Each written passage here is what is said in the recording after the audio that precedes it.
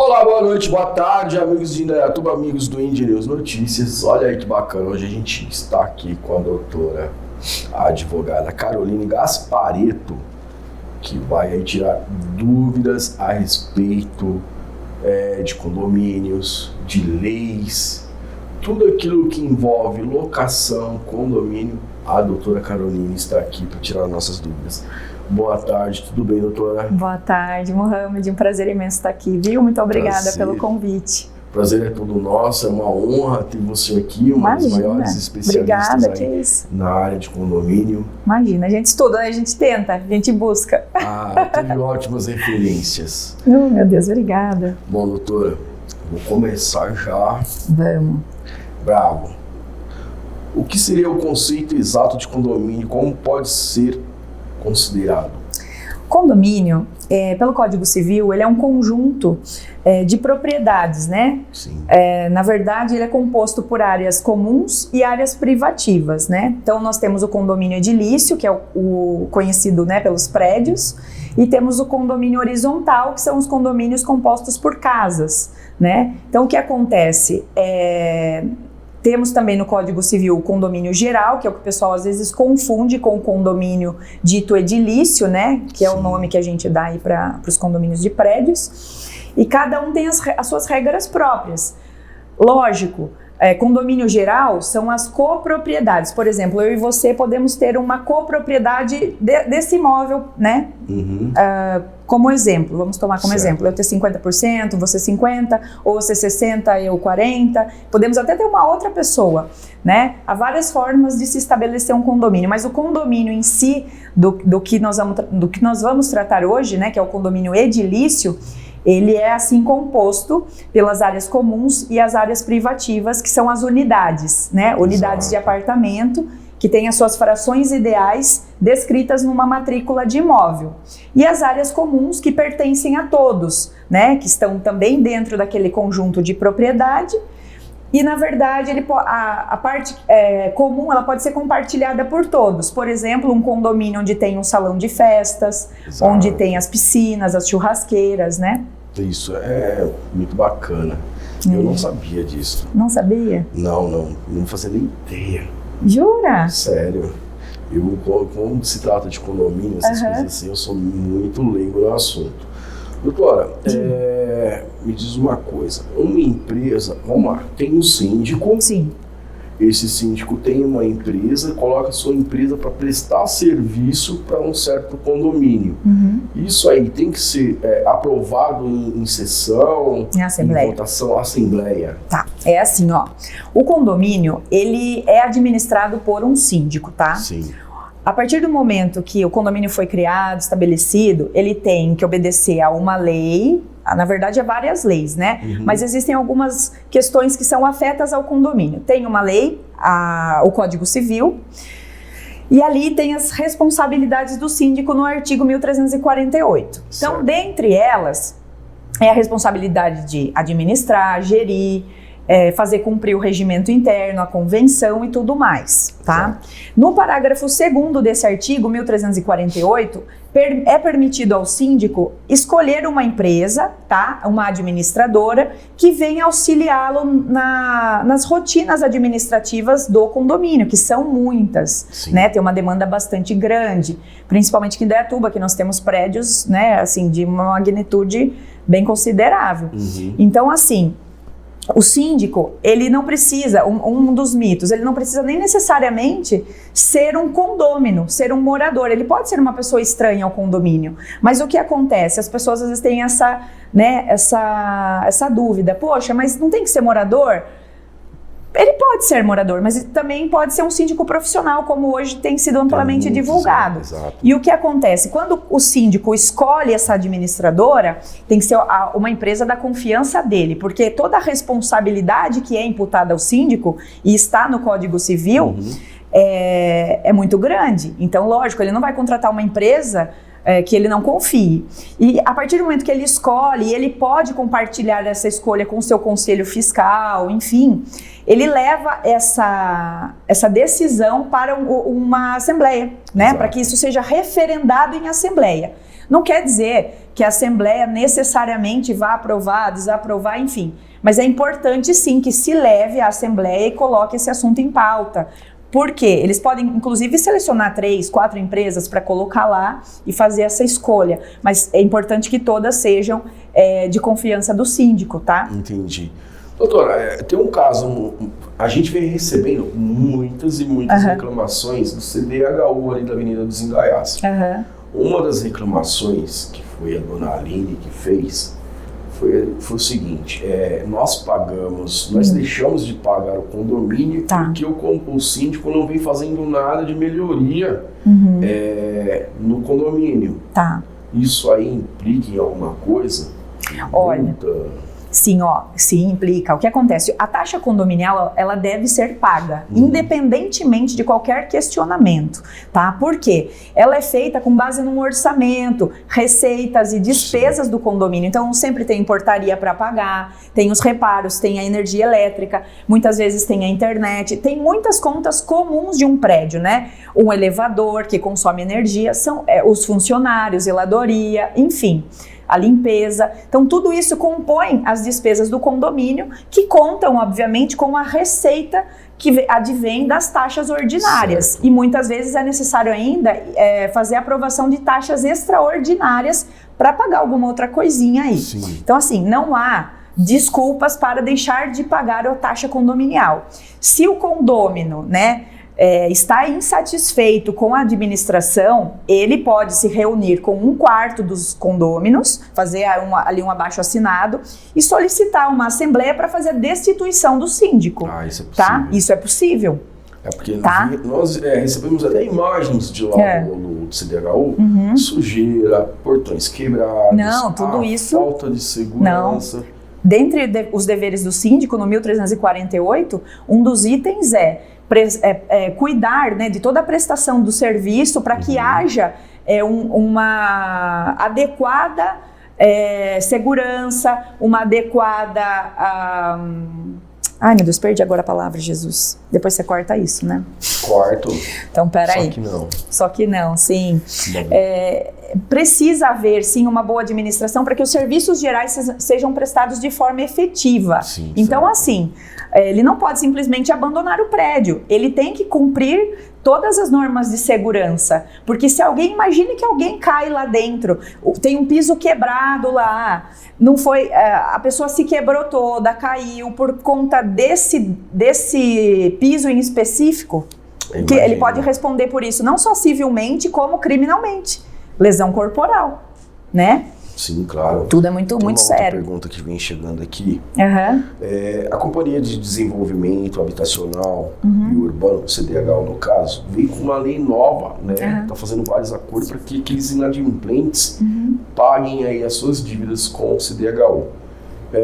O que ocorre é o seguinte, a pessoa perguntou assim, eu posso ir diretamente até o CDHU sem a presença de um advogado e estar negociando essa dívida?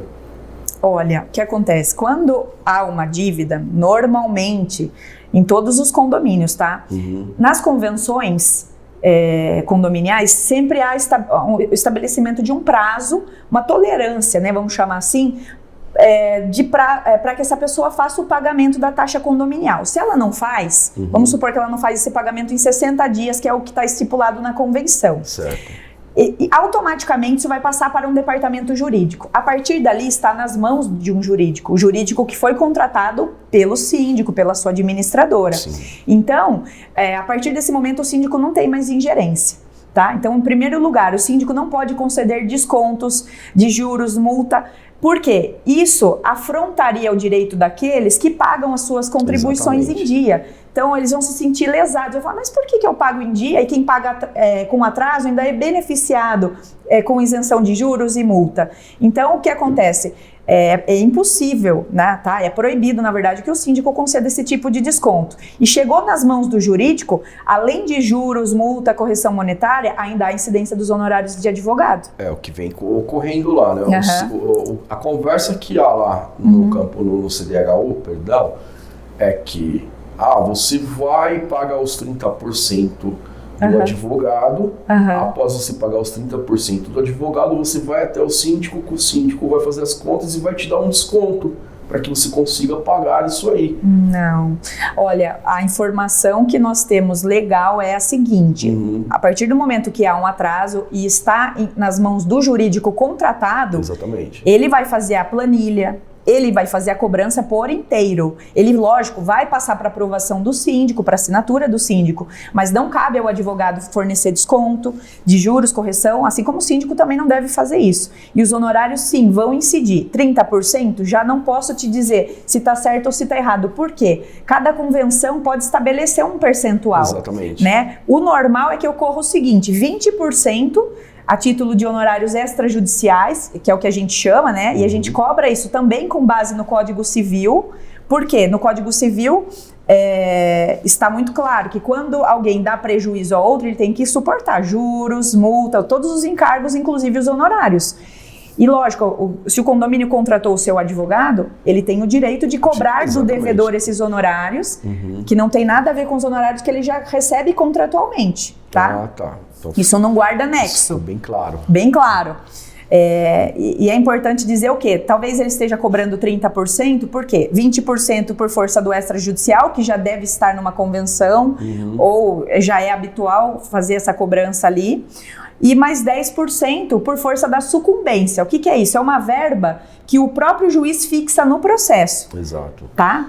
Porque assim, desculpe te cortar, a partir do momento que há o atraso, o condomínio pode ingressar com ação de cobrança ou execução. Não precisa aguardar 2 meses nem nada disso. Deu 30 dias, já pode ingressar. É que tem convenções que dão essa tolerância aí de 60 dias, já vi até 70 dias. Então, assim, a partir desse momento, as cobranças são feitas pelo jurídico, sai das mãos do síndico, né, que justamente constituiu o seu departamento, né, advocatício para isso. Exato. Ó, lembrando a você de caso que não sou eu, nem a doutora que está falando, que o advogado lá do CDHU recebe isso ou não. Foi não, nós não sabemos. Que fizeram aqui e mandaram para nós, e nós aqui estamos respondendo apenas a pergunta da pessoa. Doutora, o plano RCM aqui da região de Campinas, ele está chamando todas as pessoas para que façam aí os seus acordos com o CDHU. Você acha interessante, bacana essa posição do plano RCM? Ah, eu acho, porque assim, nós viemos, né, de um período muito difícil financeiro, né? O país inteiro, não só o país, né, mas o mundo inteiro sofreu uma quebra financeira, né, por conta da pandemia. Houve, infelizmente, muitos campos de trabalho foram, né, destituídos, enfim, muitas pessoas ficaram sem emprego, sem renda. Então é importante sim que haja essa flexibilidade, né, para que façam os acordos. E sim, aí nesse caso a gente pode inclusive pensar, poxa, será que nesse caso, como a pessoa ficou desempregada, não seria possível conceder um desconto? Não estou dizendo que isso é ilegítimo, mas estou dizendo que isso desprestigia aquele que paga em dia. Exatamente. Entende? Mas é uma questão que deve ser levada. Ainda mais que foi na pandemia, né? Ainda mais por conta da pandemia, né? Mas assim, o que acontece muito é que as pessoas, às vezes, tomam esses precedentes para acabar se beneficiando de forma irregular, né? Então a gente tem que deixar isso muito claro. Gente, se de fato ficou desempregado, houve uma questão por conta da pandemia, isso deve ser levado em consideração, né, em debate, mas não é que o síndico ou o advogado é obrigado a conceder qualquer desconto por conta disso, porque muitas pessoas também ficam desempregadas no transcurso da vida, né? Exato. Enfim, agora eu vou te fazer ninguém está livre disso. Meio complicada. Bom, é possível um bairro virar condomínio? Olha, é possível um bairro virar condomínio. Se o condomínio, como é que ele é constituído? Por força da vontade das partes ou também por força de um testamento. Se alguém deixar um testamento, olha, eu quero fazer um condomínio aqui e tal. Então, o que acontece? É possível fazer. Mas ele vai precisar de um ato de constituição, é todo um procedimento legal que deve ser obedecido, tá? Então, assim, não é simplesmente, eu quero que o meu bairro se torne um condomínio. Não é tão simples assim. A gente precisa também averiguar toda a questão da legislação municipal, zoneamento, tudo, né? E a possibilidade de transformar aquilo em condomínio. E quando o bairro vira condomínio e os moradores não aceitam? Aí é complicado, porque assim, olha, na verdade, o condomínio, ele nasce, o que a gente sempre vê, a incorporadora compra o terreno e levanta os seus prédios, levanta as suas casas, e aquela área já é vendida como condomínio. Para transformar um bairro, não vamos nem falar em bairro, vamos falar em um terreno, um loteamento pequeno. Aqui da Tuba tem bastante disso, né? Sim. Que o pessoal ou faz uma associação ali, ou constitui uma associação, ou não faz, né? Constitui uma associação, ou então pode sim constituir um condomínio. Mas isso vai depender da vontade das partes para constituir qualquer um desses. Porque a gente sabe que tem alguns casos que estão no Supremo Tribunal. De 2 condomínios aqui em Indaiatuba, sim. nos Vale das Laranjeiras, e tem um outro aí, que eu não me recordo o nome agora, que está com esse problema. Né? O que a senhora poderia falar pra gente? Eu não conheço esses processos, mas eu já ouvi falar que ali na verdade não são condomínios, são associações de associação, né? É uma associação de moradores. Certo. O que acontece? O pessoal briga muito, não pelo fato de, olha, eu não quero que meu bairro se torne condomínio, se torne um loteamento. O pessoal discute o pagamento das taxas. Né? Das cobranças das taxas associativas, porque quando a gente trata de associação, é taxa associativa. Quando é condomínio, é taxa condominial. Certo. Taxa condominial, pela lei, enfim, inexcusável, a cobrança e tudo mais. Agora, quando se trata da taxa associativa, teve sim muita discussão por conta de, olha, temos uma portaria que, mas eu não quero pagar essa portaria. Só que o que os tribunais têm entendido nesse sentido é que, se você está dentro desse loteamento, né, você usufrui dessa portaria, você usufrui da coleta do lixo. E quando você usufrui desses serviços, né, o que acontece? Você não pode se enriquecer ilicitamente. Você não pode deixar que o seu vizinho pague e usufrua e você usufrui e não pague. Sim. Isso é ilegítimo, né? Então, é muito discutível, tem bastante, enfim, posicionamentos. A gente tem que se aprofundar no caso para poder entender, é verdade. Né? Mas tem muitos posicionamentos divergentes nesses casos, viu? Tem alguns problemas, por exemplo, na época que foram fechar, segundo informações, né, para que depois ninguém venha aqui falar que não, vocês estão falando demais. Segundo algumas informações, o que ocorreu foi, na época que foram fechar o condomínio, não teve uma votação da prefeitura, não passou para os vereadores fazerem a votação, e nem houve um plebiscito da população, dos moradores ali, para ver se aquele local poderia ser feito ou não. E segundo também informações, praticamente aí 60% a 70% dos moradores não concordavam que fosse feita uma cancela, tivesse segurança. Então é muito complicado, né? A gente precisa entender. Eu não conheço esses processos. Aqui a gente está aqui, é uma curiosidade minha que eu estou perguntando para a doutora. Então ela não tem nada a ver com o peixe. Eu não conheço esses processos, né? Mas como eu disse, se a pessoa usufrui dos serviços, né? Sim. Elas têm que sim contribuir, né? Não seria justo que o meu vizinho pagasse por algo e eu também usufruísse, simplesmente não vou pagar, né? Enfim, é complicado. Agora eu vou perguntar para você, doutora, sobre dicas imobiliárias, para que não caia em nenhum tipo de golpe. Vamos supor lá, apareceu uma propaganda ali na internet, lá de uma casa muito barata. Nossa, muito cuidado. Gente, tem que ter muito cuidado quando for comprar imóvel. Imóvel é algo muito importante, é algo de um valor muito considerável, né? Não é como comprar um pirulito na esquina. Sim. Então, a gente vê que algumas pessoas, às vezes tratam isso como, é tranquilo comprar um terreno, é tranquilo comprar um apartamento. Gente, primeiro passo, vai comprar? Vai lá no cartório de registro de imóveis onde esse imóvel está localizado.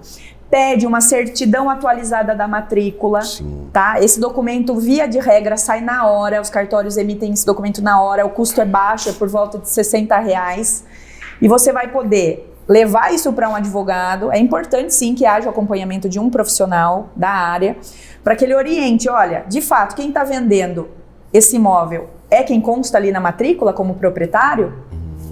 Às vezes a pessoa está vendendo um imóvel que foi do pai, que faleceu há anos, nem fez um inventário. Tudo isso precisa ser regularizado, né? Sim.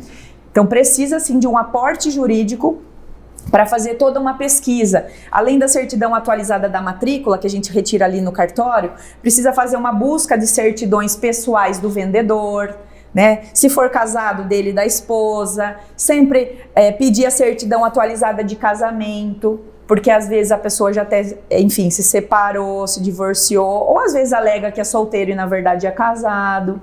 Então tudo isso tem que ser observado. Geralmente isso acontece quando o cara que dá um golpe na esposa ou a esposa no marido, né? Para não dividir os bens. Quando for vender, o casal tem que assinar, né? A não ser no regime da separação de bens. Exato. Ocorre muito no Oliveira Camargo. Já tem um problema lá há anos, vai para décadas, que muitos dos moradores lá, eles não conseguem a escritura dos seus imóveis. Na época, quando eles comprou, eles não passaram o imóvel para o nome. Tá. E hoje em dia, o ex-proprietário, né, o dono do bairro lá em si, ele faleceu. Só que os familiares deles não querem dar as escrituras. Entendi. Né?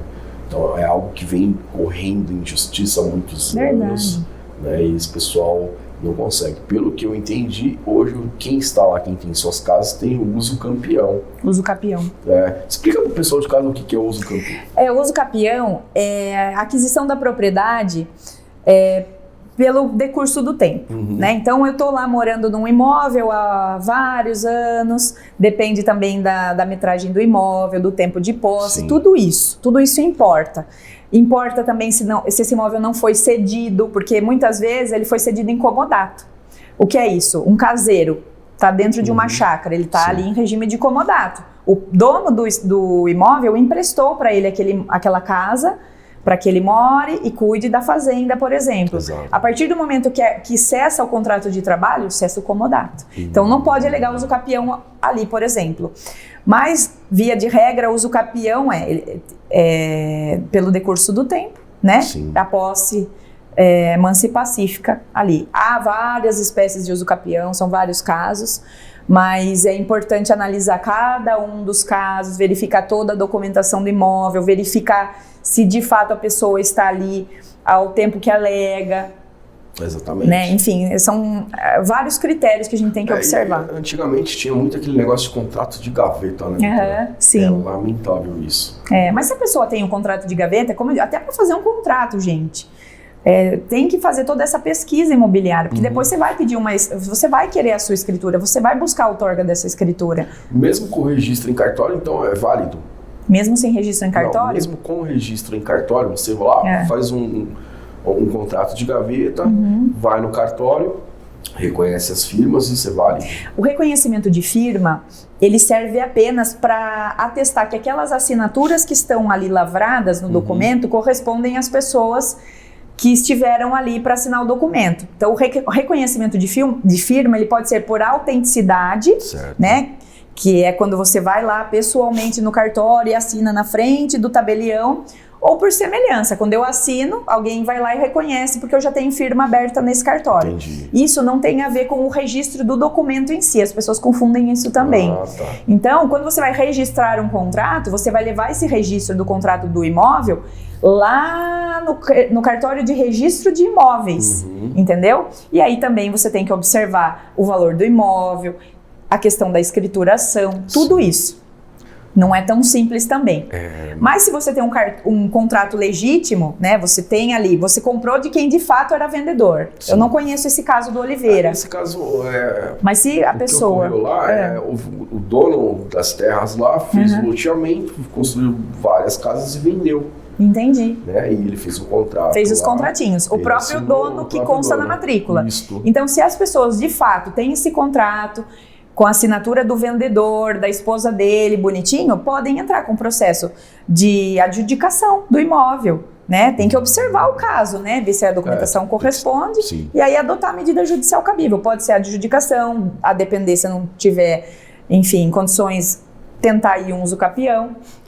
Então vocês do Oliveira Camargo que tem problemas com terreno, com imóveis, depois das festas de janeiro, a doutora vai estar por aqui esclarecendo. Qualquer dúvida que você tenha, quiser falar com a doutora, vocês mandam uma mensagem aqui no Indy News, que nós aí colocamos você em contato com a doutora, tá bom? É importante, só vou, desculpe te cortar, por conta da questão da ética da OAB, que fique claro que nós não estamos fazendo nenhum tipo de publicidade aqui. Exatamente. E que enfim, aqui a gente só está esclarecendo dúvidas pontuais, né? Mas que fiquem todos à vontade, né? Para buscar o advogado da sua preferência. Exatamente. Né? Um profissional, né, credenciado que vai esclarecer tudo. É isso mesmo, né? Então, lembrando a você, dona OAB, a gente não está favorecendo a doutora, não. Nós estamos aqui para tirar dúvidas da população. É um trabalho de ajuda humanitário, é isso que a doutora está fazendo, esclarecendo a dúvida das pessoas de casa. Doutora, a gente vai para os nossos minutos finais. Faça as considerações, por gentileza. A casa e a câmera é sua. Obrigada. Eu quero agradecer muito por estar aqui, né? Agradeço a sua confiança. Muito obrigado. E gostaria, né, de desejar um Feliz Natal para todo mundo, boas festas, e que no próximo ano, né, se Deus quiser, tudo seja melhor para todos nós. E pessoal, qualquer questão imobiliária, condominial, é importante sempre buscar a orientação de um profissional, de um advogado, porque ele sim vai saber responder, vai saber orientar, né? E vocês vão conseguir obter todas as informações de caso a caso, né? Como eu já disse, tudo tem que ser analisado individualmente. A gente fez aqui um apanhado geral, mas tudo deve ser observado de forma bastante detida, né? Para que não haja nenhum tipo de desencontro de informações. Mas eu fico sempre à disposição e agradeço demais. Muito obrigado, doutor. E pode ter certeza que a senhora vai voltar mais vezes aqui. Deus quiser. Falar com o nosso público. Obrigada mesmo. Eu que agradeço. Bom, pessoal, vocês ainda vão ver minha cara feia durante a semana, porque tenho mais 2 programas para serem apresentados. Então, uma ótima semana a todas, até quarta-feira, com as dicas de segurança do Borges. O nosso Mano Bro amanhã vai estar com uma pauta bacana, onde vamos discutir amanhã, doutora, o golpe do namoro. Ai, meu Deus. Amanhã tem algumas pessoas que vêm caindo nesse golpe furado de internet nem fala. aí, e tá complicado. Então não perca amanhã aqui no nosso Indie News Notícias. Fiquem todos com Deus, uma ótima tarde, Deus conosco sempre.